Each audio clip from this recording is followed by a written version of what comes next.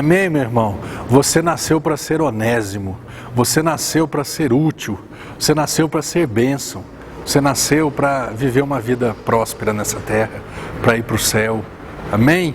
Esse texto aqui que está escrito na carta de Paulo a Filemon, a partir nós lemos até o 11, a partir do 12 diz assim: eu te envio de volta em pessoa, quero dizer o meu próprio coração. Ou seja, Paulo, que continuava preso, que tinha pregado o evangelho para Onésimo, que tinha nascido para ser útil, que é o significado do nome Onésimo, mas por um deslize, uma falha, uma falta, uma desobediência, um erro, ele pecou e ele foi também, pelo que nós entendemos, ele também foi preso e na prisão ele entregou a vida dele para Jesus e agora Paulo está enviando ele de volta para Filemon. Eu queria conservá-lo comigo mesmo para em teu lugar me servir nas algemas que carrego por causa do Evangelho. Paulo estava preso por causa do Evangelho. Nada, porém, quis fazer sem o teu consentimento, para que a tua bondade não venha a ser como por obrigação, mas de livre vontade. Pois acredito que ele veio a ser afastado de ti temporariamente, a fim de que o recebas para sempre, não como escravo, antes, muito acima de escravo, como irmão caríssimo, especialmente de mim e com maior razão de ti, quer na carne, quer no Senhor. Sabe o que eu entendo nisso daqui? Eu também fui afastado temporariamente de Jesus, pelas minhas falhas, pelos meus erros, pela minha ignorância, ou seja, pela minha falta de conhecimento de quem era Jesus. Eu achava que Jesus, que ser crente, era a coisa mais chata e boba do mundo. Não, legal é ser católico, porque eu posso fazer tudo. O pastor está falando de uma religião e de outra. Você que já me conhece, eu sou contra a religião. Porque a palavra religião significa religare. E é o homem tentando se religar a Deus. Porque lá no Jardim do Éden eles foram desligados. Aí o homem agora, ele tenta por todas as formas, rituais, sacrifícios humanos, dinheiro, devoção, essas coisas, todas elas práticas humanas, o homem tenta desesperadamente se religar a Deus. Isso é religião. A religião é do homem para Deus. E sabe o que é o cristianismo? É Deus olhando a minha nudez espiritual, olhando para mim e vendo que eu estava desligado eternamente dele, olhando para mim e vendo, não encontrando nenhuma condição, nenhuma esperança, não tendo nenhuma expectativa que eu poderia me religar a ele novamente. Então Deus manda Jesus, o Filho dele, e ele morre por mim, e ele ressuscita em meu favor, para que quando eu cresce nele, que obra que é essa, que sacrifício que é esse, que preço que foi esse? Meu, nenhum. Cristianismo é de cima para baixo, religião é de baixo para cima. Então, eu fui desligado de Jesus durante um tempo. Eu me esforcei numa religião aqui, outra ali, eu fiz isso e fiz aquilo, houve um sacrifício, uma isso, aquilo, e nada disso deu certo. Temporariamente eu fui desligado, porque acredito que ele veio ser afastado de ti temporariamente, para que o recebas para sempre, não como escravo. Quando eu era da religião, eu era um servo de Deus. Quando eu entendi o cristianismo, o amor de Deus, eu me tornei um filho de Deus. Hoje eu sirvo Deus não como escravo, por obrigação, mas eu sirvo Deus por amor. Amém? E esse texto continua dizendo assim: se portanto me consideras companheiro, recebe-o como se fosse a mim mesmo. Olha que declaração, Paulo falando assim: recebe o Onésimo, recebe esse que foi bandido, esse que te deu prejuízo, recebe como se fosse eu mesmo. O que Jesus fez? Jesus fez exatamente isso: Pai, recebe o Marcelo como se fosse eu mesmo, porque a partir de agora nós somos irmãos, porque apesar dos erros dele, ele aceitou o meu sacrifício na cruz. Verso 18: e se algum dano te fez, ou se te deve alguma coisa, lança tudo na minha conta. E é isso que eu quero falar com você, para a gente terminar o programa falando sobre isso, para ficar gravado no teu coração. E se esse Onésimo, e se esse que nasceu para ser útil, se ele foi inútil, se ele te roubou, se ele te deu prejuízo, se ele te deve alguma coisa, lança tudo na minha conta. Eu, Paulo, de próprio punho escrevo: eu pagarei. Foi exatamente isso que aconteceu na cruz. Foi exatamente isso que Jesus fez por você e por mim naquela cruz. Pai, o Marcelo, eu sei que ele te causou dano, eu sei que ele pecou, eu sei que ele nasceu em pecado, eu sei que ele não merece, eu sei que ele não merece voltar para casa e ser recebido como um filho, como um irmão caríssimo, como diz aqui. Ele poderia ser recebido como um escravo, para ser tratado como um escravo, para ser deixado numa masmorra, para não ter direito nenhum, porque escravo não tem direito. O escravo só tem obrigação e dever. O Marcelo teria que ser assim, pai. Mas deixa eu falar uma coisa, eu vou morrer por ele. Eu vou pagar o preço dos pecados, do pecado que ele nasceu e dos pecados que ele comete, pai. Ele está devendo, mas lança tudo na minha conta. Pai, não coloca isso na conta do Marcelo, não, porque ele não vai ter conta, ele não vai ter condição de pagar. Ele não tem condição de pagar, pai. Foi isso que Jesus, meu irmão, ele fez por você. Ele pagou o preço. Ele permitiu-se ser morto.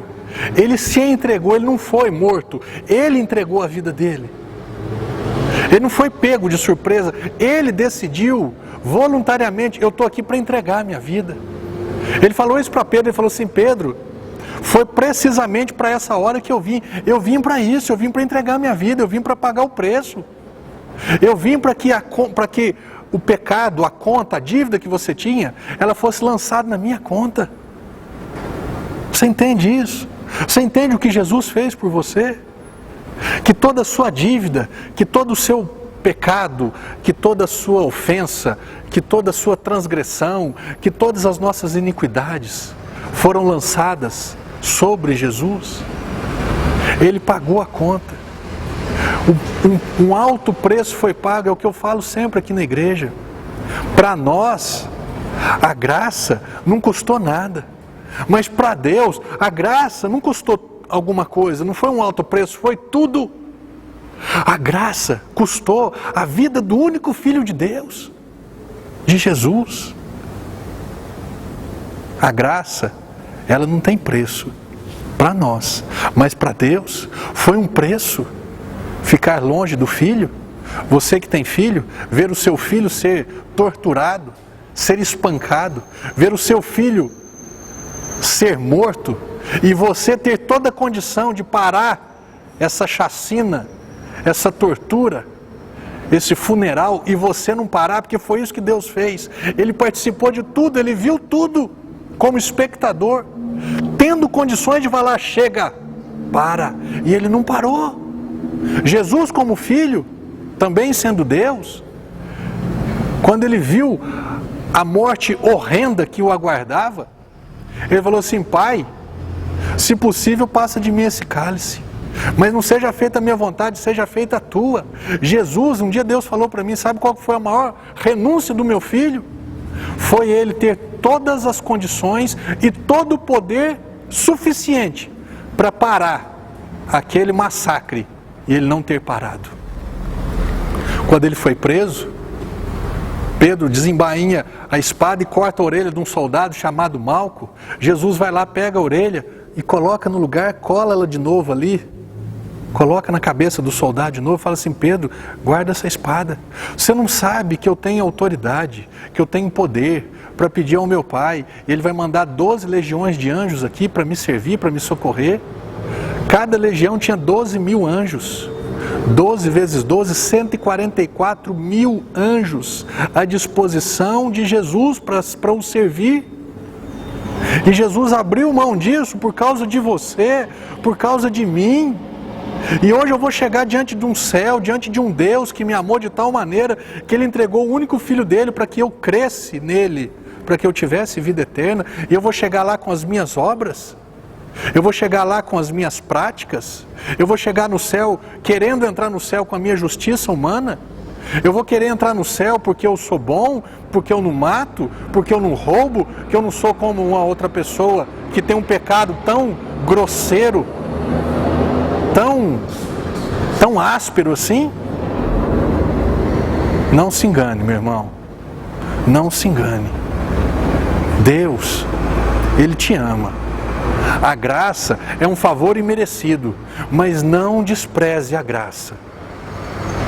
Não olhe para essa palavra, para esse evangelho, para esse amor, para essa graça e fale, eu não preciso dela. Porque Jesus fez tudo para te salvar. Esse é o único meio Não estou falando de religião, eu estou falando de meio de vida. Eu estou falando de forma de viver na terra e da forma de você e eu chegarmos no céu. João 14,6, Jesus falando assim: eu sou o caminho e a verdade e a vida, e ninguém vem ao Pai se não for por mim. Quando Jesus falou, Ele não falou eu sou uma das vidas, uma das verdades, uma das religiões, um dos caminhos, uma das estradas que me levam para o céu. Ele falou eu sou o caminho e a verdade e a vida. E quando ele falou assim, ninguém vem ao Pai se não for através da minha morte, através do meu sacrifício, através da minha ressurreição, ele não falou de brincadeira não. Ah, pastor, mas eu não sei, você quer pagar para ver? Deixa eu te dizer algo. Se eu, que há 15 anos atrás, nasci de novo, tive e tenho experiências com Deus, de um Deus vivo e real, se quando eu morrer, não existir nada disso, foi coisa da minha cabeça, foi uma história, não foi nada disso, eu morri, fechei os olhos, e aí? Não tem nada, só tem uma escuridão, não tem mais nada. O que eu perdi? Eu não perdi nada, porque eu vivi uma vida abençoada, eu vivi uma vida em paz, eu vivi uma vida boa nessa terra. Se não tiver nada do outro lado, eu não perdi nada. Agora vamos pensar uma coisa. Se você não der crédito a essa palavra, se você não tiver fé nessa palavra, e você viver a sua vida, e às vezes vive uma vida correta, justo, honesto, e procura fazer tudo de acordo, erra uma coisinha ali, outra coisinha ali, mas a sua justiça, a sua bondade, a sua caridade, isso você acha que tampa todos esses erros pequenos que você comete. E aí você vive essa vida na terra sem Jesus, e que o único meio de entrar no céu seria aceitando a morte e o sacrifício de Jesus, aceitando a ressurreição de Jesus no seu lugar, e aceitando que a tua dívida fosse lançada na conta dele. E você descobre isso lá no céu, onde não tem segunda chance no céu, onde não tem arrependimento no céu, onde não tem desculpa no céu. O que você vai perder? Você vai perder tudo. Você tem certeza que você vai morrer? Eu também tenho certeza que eu vou morrer. E eu tenho certeza que eu vou para o céu. Porque a minha dívida foi lançada na conta de Jesus. Porque eu criei no sacrifício e na ressurreição dele. Você que tem certeza que vai morrer, quem que vai pagar a tua conta? Jesus, ele já pagou. Você precisa aceitar esse pagamento. Pastor, como é que eu faço então, pelo amor de Deus? Simplesmente creia nisso que eu estou te falando. Simplesmente fale com as tuas palavras, Jesus, eu vou entregar minha vida para você. Jesus, eu te amo. Jesus, eu não te conhecia. Jesus, agora eu sei o que o Senhor fez na cruz por mim. Jesus, a minha vida é sua. Jesus, você é o meu Senhor. Jesus, você é o meu Salvador. Jesus, escreve meu nome no livro da vida, porque eu sei que esse livro vai ser aberto um dia, e o dia que ele for aberto, eu quero ter o meu nome escrito lá. Qual que é o teu nome? Meu nome é esse. E procura, o teu nome é esse. Teu nome está no livro da vida, entra para o céu. Qual que é o seu nome? Meu nome é esse. Ué, mas parece que não está aqui. Não, procura direito que ele está. E procura, vai e volta. Você tem certeza? Teu nome não está escrito no livro da vida. Porque esse nome, ele só é escrito com o sangue derramado na cruz por Jesus. Amém? Que você tenha uma semana, uma vida firmada no Evangelho. No nome de Jesus. Amém.